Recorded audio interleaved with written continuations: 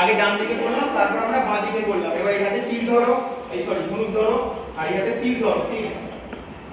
তীর দেখো কিভাবে ধরা হয়, এইভাবে দেখো, ভালো করে দেখতে পাচ্ছ? দেখতে পাচ্ছ? এই নয় বুড়ো আঙুলটা এই শিরো আঙুল পেটে সোজা থাকবে। এবার দেখো একটা করে পা খালি পিছন দিকে যাও। চলো এখানে যে নাম 1 পা পিছনে, চলো পা জয়েন্ট 2 পা যখন ভালো করে মনে রাখো, পা যখন আমি জয়েন্ট করছি, পা জয়েন্টের সময় আমরা সামনের দিকে তাকানো হবে 2, আবার চলো 3, আবার যাব 4 ব্যাস এইদিকে একটা করে পা পিছন দিকে যাও, বুঝবে ভালো। চলো এখান থেকে দেখো 1, আবার পা জয়েন্ট 2, আবার যাব 3, আবার যাব 4 হলো।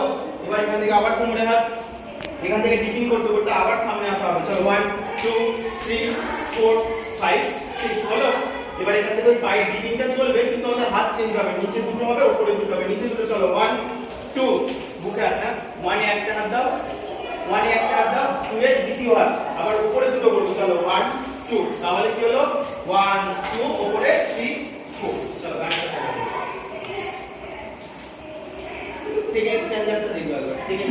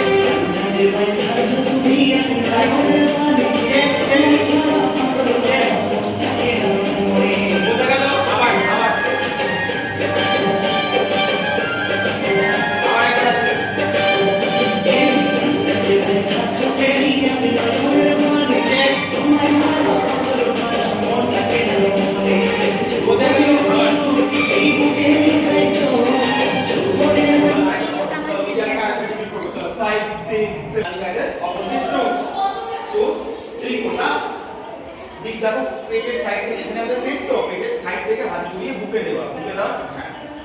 তো হয়েছে, এবার এখানে পিছনে যাওয়া 1 2 আবার 3 আবার 4। যখন পা পিছনে যাচ্ছে, পা যখন পিছনে যাচ্ছে পিছনে তাকানো, কিন্তু পা যখন জয়েন্ট হচ্ছে সামনে তাকানো। আবার পা পিছনে, আবার পা সামনে।